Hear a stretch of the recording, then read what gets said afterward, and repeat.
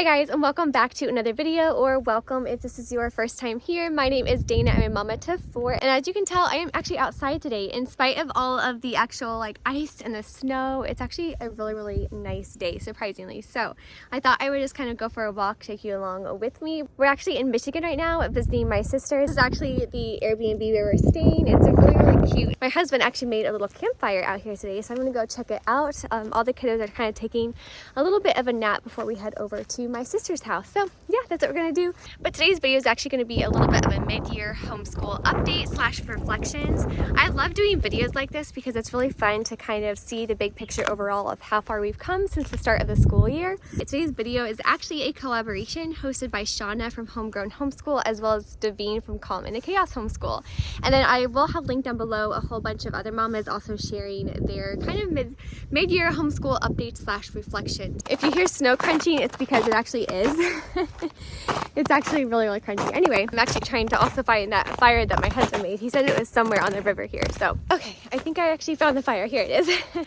And then the actual cabin is right up there, so really fun. Anyway, so as I mentioned, I like making these types of videos because I like looking back overall at the actual big picture of kind of how the homeschool has been all together. Now, if you do want a month-to-month update, I do have kind of a monthly recap slash update for, I believe, August, September, October, and November on my channel. And I'll have them linked down below if you want a more detailed list, so to speak. So anyways, to start off the school year, if you're new here, we welcomed baby number 4 in July. So the start of the school year, as I mentioned in a lot of my recaps, was actually pretty rough. It did start out very challenging, to where it was probably, if I'm honest, probably the most challenging actual back to school season we've had so far this year. And it was challenging because it was just like, it was the newborn phase and this postpartum period for me, which I honestly need to do a whole nother video about. But this postpartum phase was probably the most challenging emotionally for me. Like, it was really hard to get back into my rhythm and routine. And it was really hard to also want to provide the rhythm and structure that my kindergartner and first grader really thrive off of, while also maintaining my kind of peaceful mind state while helping kind of like my toddler and then my newborn as well. Looking back, I should have probably waited till September to start. I started in August, and that was probably not a good idea because, again, I was just a few weeks postpartum. But I was so torn between taking it easy slash wanting to give my routine back to my little ones because they just love it. And then once we hit September, it was, again, we started pretty great. And then October was amazing. October was great. It's when we really found, it took a few months obviously, but it's really when we found our rhythm and our routine again. And it was just a really great month. So October was beautiful. And then November came. By the time November came, again, it was really solid month. It was beautiful. We had a lot of just fun family times. It was great, obviously Thanksgiving, but also just kind of living life slowly. It was definitely starting to get cooler out, so we were just loving that.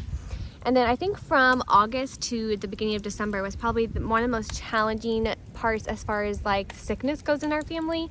Like, looking back, we've never been that sick that much. But for some reason this year, from like August to, put some more wood on here, but from August to like the beginning of December, I'm going to switch hands here because I didn't wear gloves because I thought it wasn't that cold. So now this hand's cold. But so as far as our actual homeschool curriculum goes, one of the things I am most thankful for is we actually have not had to do any major curriculum changes so far this year. So that has been amazing. This is our first actual school season, or school year I should say, without having to actually change anything specifically for my first grader. Now for my kindergartner, we actually had intended on starting her out on the CLE program, but I didn't realize that that was actually more of like that first grade level type thing. So we ended up just putting her into the Good and the Beautiful level K, the language arts. And now she did do the kindergarten CLE program, and because that laid such a firm foundation for her, she actually did do the language arts from the Good and the Beautiful very well, and she's just been really successful at it because of that really firm foundation that she had before going into it. So I really do accredit that to the CLE program, especially the kindergarten levels 1 and 2 is a great foundation. Highly recommend, you're probably tired of me saying that about the curriculum, but I highly recommend that kindergarten curriculum for laying that good foundation before going to another one. So the only other thing that we really added in for my kindergartner was we added in like a little extra math notebook, because I love the artsiness and I love the Good and the Beautiful level K math for her learning style, because she is more artsy and she likes all the poetry and everything. but it just wasn't giving her enough practice. So she was, I noticed, really struggling with like the number concepts and things like that. And while the CLE kindergarten curriculum gave her a really good foundation for math, but some of the concepts that they were kind of teaching in the level K math from the Good and the Beautiful, they just were not very, I don't know, there wasn't a lot of practice. So she was really struggling with that. So I did end up adding in an extra like workbook, so to speak, for that. So that's what she's doing now. She's still doing the Good and the Beautiful level K language arts, the same thing with math, and then on top of that math workbook, I did share that update, I believe, in one of my recap videos, but the workbook that I added in has actually been really helpful for her as far as getting her back up to where she is struggling with the numbers and everything. But that's kind of how our homeschool actually went the past little bit again. And I also wanted to remind you as well, if you're doing a life transition, and it doesn't matter what it is, it could be adding a new baby, going through sickness, going through if you're mourning a loss and things like that. I wanted to mention as well that, like, I think for me, one of the biggest things I've learned this year in my homeschool, I should say last year into this year, the biggest thing I've learned honestly is that even though at first that new phase might be very daunting and very honestly discouraging, and it can be kind of scary as well when it's a big new life change, that it really honestly just takes time. And I know it's kind of cliche to say just give yourself time and give yourself more grace, but that's one thing I've learned a lot the past few months is I have to give myself more time and grace, and especially what I learned with adding a newborn, and as I mentioned before, this being the most challenging transition, at the beginning of the year to school yet, adding in that newborn with the toddler and the two active learners was really hard. And I think I just need to give myself more time and definitely a lot more grace for it to become a new normal. And then once it does become a new, once you do have enough time and everything, it really does just become a new normal, and it becomes something to where now I can't imagine life any other way, because it is so normal. We've gotten into such a rhythm and routine. But I am looking forward to the new year and everything. I'm gonna switch hands again because this hand is cold. 1 second. I am actually not really a New Year's resolutions person. I never really have been. I kind of like approaching the new year as in reflecting on the old one and kind of just thinking of things maybe I want to do differently or change, or maybe have some like simple goals, but never really like a resolution type person, if that makes sense.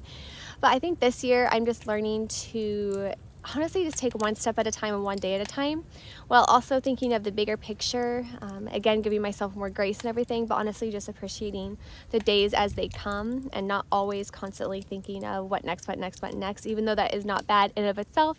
It's just not something that I find works for me personally. I just find that having the smaller goals really helps me reach the end goal, if that makes sense. That's why I like doing the monthly recaps. Honestly, I'll just do a daily goal, honestly, as well. Thinking like, this is what I want to get done today. If it doesn't happen, that's okay. We'll try it again tomorrow.